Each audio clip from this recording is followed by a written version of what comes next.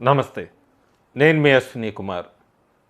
Main సబ్జెక్ట్‌లోకి వెళ్ళే ముందు ఒకసారి ఎప్పుడు కూడా భారతదేశాన్ని బ్రిటను, చైనా చాలా అడ్వాన్స్‌గా వెళ్ళిపోయిందంటూ కూడా సోషల్ మీడియాలో మాట్లాడుతూ ఉంటారు. ఒక చిన్న ఉదాహరణ, బ్రిటన్ కొత్తగా ఇప్పుడు ఒక పార్లమెంట్ బిల్డింగ్‌ని రివాంప్ చేయడానికి పాతదాన్ని ప్లాన్ చేస్తోంది.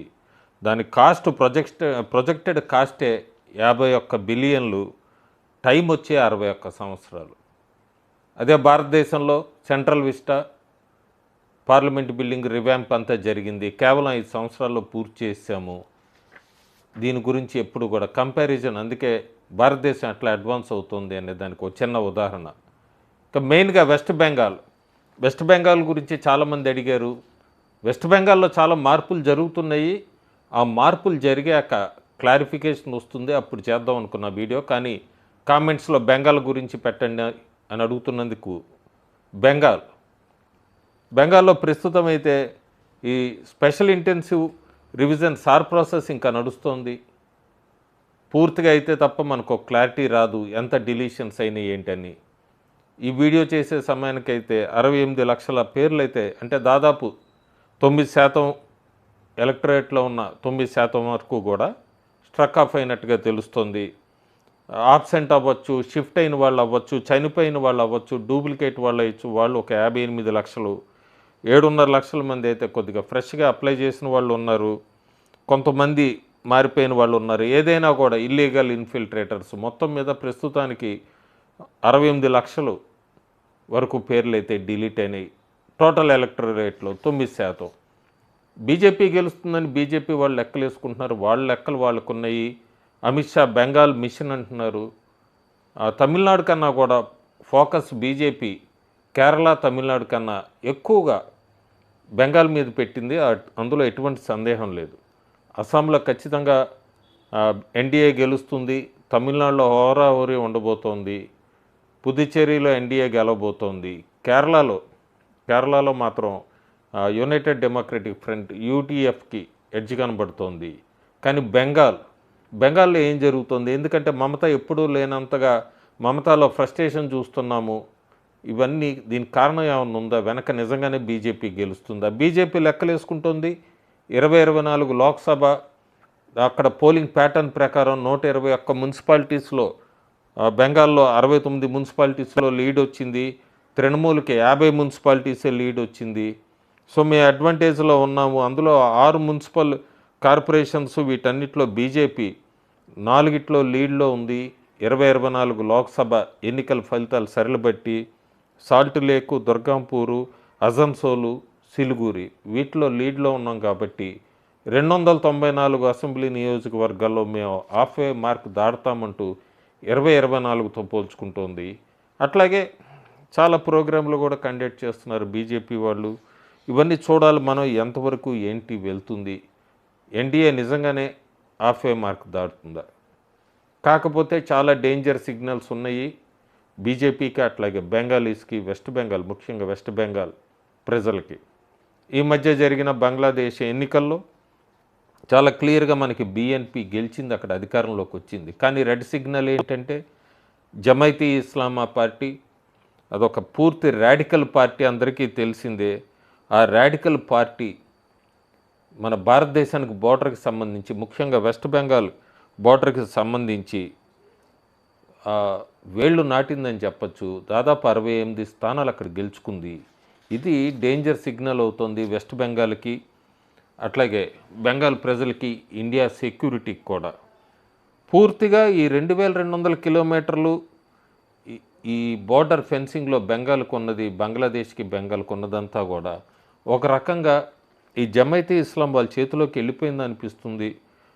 గేట్వే ఆఫ్ ఇండియా కింద దాన్ని అక్కడ బోర్డర్ అంతా కూడా ఆ పార్టీ గెలుచుకోవడంతో చాలా అనుమానాలు బెంగాల్ ఫలితాల మీద ఎలాంటి ఇంపాక్ట్ ఉంటుంది అనే ఒక అనుమానం కూడా ఉంది పూర్తిగా. ఎందుకంటే ఎలక్షన్స్లో వెస్ట్ బెంగాల్ ఫలితాలు తారుమారు అవుతే బెంగాల్లో ఉన్న హిందూ మైనారిటీస్ అయితే ఖచ్చితంగా వాళ్ళ సేఫ్టీ గురించి ఆలోచించాలి. ఇవన్నీ కూడా ప్రస్తుతం నడుస్తున్న డిబేటు, డిస్కషను కేంద్ర హోంశాఖ దగ్గర నుంచి వెస్ట్ బెంగాల్ దాకా అంతా కూడా. మనం ఒకసారి థ్రెడ్ కనుక చూసుకుంటే ఈ 68 సీట్లు ఇవన్నీ కనుక మనం చూసుకుంటే ఇవన్నీ ఎగ్జాక్ట్గా బార్డర్ డిస్ట్రిక్ట్స్. బెంగాల్కి మ్యాక్సిమం ఇన్ఫిల్ట్రేటర్స్ అక్రమ వలసదారులంతా కూడా బెంగాల్లోకి వచ్చారు. ఈ 68 స్థానాలు జమైతీ గెలుచుకున్న ఆ ప్లేసుల స్థానాల్లోంచి ఎక్కువ శాతం అక్రమ వలసదారులు వెస్ట్ బెంగాల్లోకి వచ్చారు. వీళ్ళంతా కూడా మనం ఒక మ్యాప్ పెడతాను, ఆ మ్యాప్లో రెడ్ జోన్, మీరు చూస్తున్న మ్యాప్లో రెడ్ జోన్ ఉంది. ఆ రెడ్ జోన్ అంతా కూడా ఈ జమైతీ ఇస్లామిక్ విక్టరీ ఇదంతా కూడా పూర్తిగా స్కాటర్ అయింది, కంటిన్యూస్గా స్ట్రెచ్ అయి ఉంది మొత్తం అంతా కూడా. సాత్కిరా నుంచి, కుషితా నుంచి, సౌత్ వెస్ట్ నుంచి రంగపూర్ నార్త్ వరకు ఈ బెంగాల్కి సంబంధించిందంతా కూడా టార్గెట్ ఏంటంటే డైరెక్ట్గా వీళ్ళంతా కూడా వెస్ట్ బెంగాల్ బోర్డర్సు, అట్లాగే స్ట్రాటజిక్గా సిలిగుర్ కారిడార్, ఇదే చికెన్ స్నెక్ అని చెప్తాము, దీని దాకా వాళ్ళు స్ప్రెడ్ అయిపోయి ఉన్నారు వీళ్ళందరూ కూడా. బంగ్లాదేశ్ ఫలితాలు అయితే స్ప్లిట్ అయినాయి, అందరికీ తెలిసిందే. మెయిన్ల్యాండ్ అర్బన్ బంగ్లాదేశ్ అయితే బిఎన్పికి ఓటేశారు, ఎందుకంటే ట్రేడ్ పరంగా చూసుకొని ఎకానమీ పరంగా. కానీ బార్డర్కి వచ్చేటప్పటికి ఈ రూరల్ బెల్ట్స్ అన్నీ కూడా వీళ్ళందరూ జమాత్కి ఓటేశారు. పూర్తిగా వీళ్ళు హార్డ్లైన్ ఐడియాలజీ ఉన్న వాళ్ళంతా కూడా. ఇది పెద్ద సిగ్నల్ అని చెప్పచ్చు ఇండియాకి.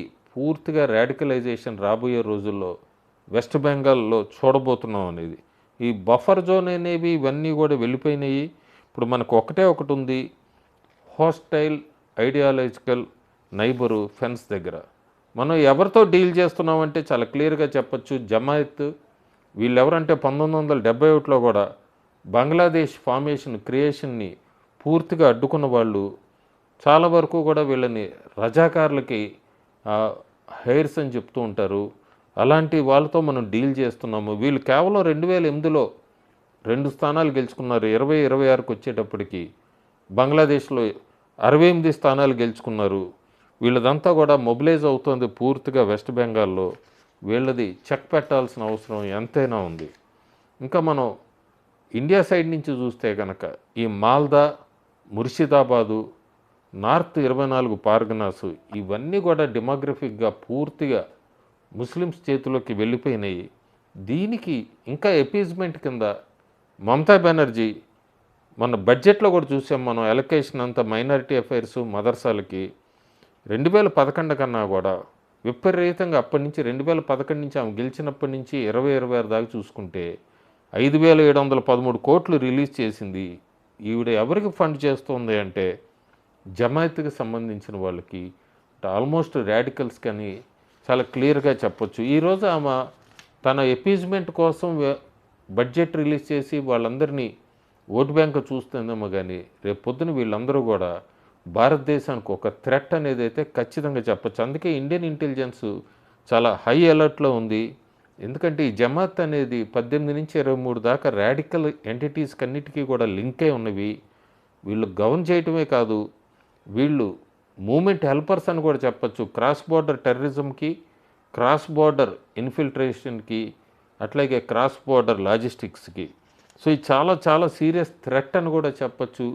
మమతా బెనర్జీ తన అధికారం కోసం ఇలాంటి వాళ్ళని పెంచి పోషిస్తే, ఫండ్ చేస్తే బెంగాల్లో హిందువులు అనే కాదు, మైనారిటీస్ అనే కాదు, రాష్ట్రం ఖచ్చితంగా అదొక మళ్ళీ ఒక తీవ్రవాద రాష్ట్రం. ఈ మధ్య చూసాం బంగ్లాదేశ్లో ఎలా జరిగినాయో దాడులు ఇవన్నీ.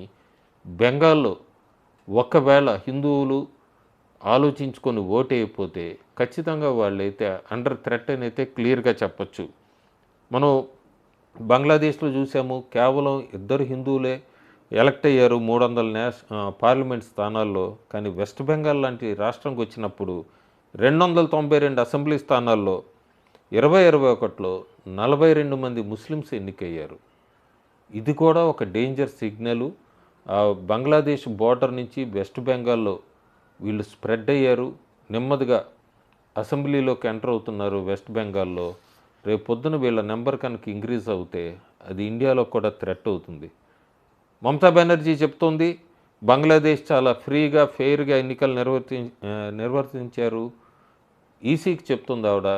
అట్లాగే వెస్ట్ బెంగాల్లో కూడా నిర్వహించండి ఫెయిర్గాని. ఖచ్చితంగా నిర్వహిస్తుంది. బంగ్లాదేశ్లో వాళ్ళు అవామీ లీగ్ని బ్యాన్ చేసి ఎన్నికలకు వెళ్ళారు.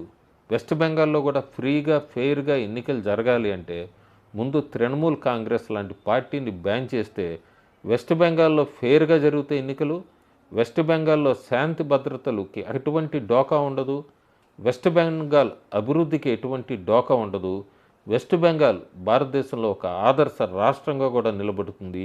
ఇదంతా ఎప్పుడంటే తృణమూల్ కాంగ్రెస్ని వైపౌట్ చేస్తేనే. Thank you.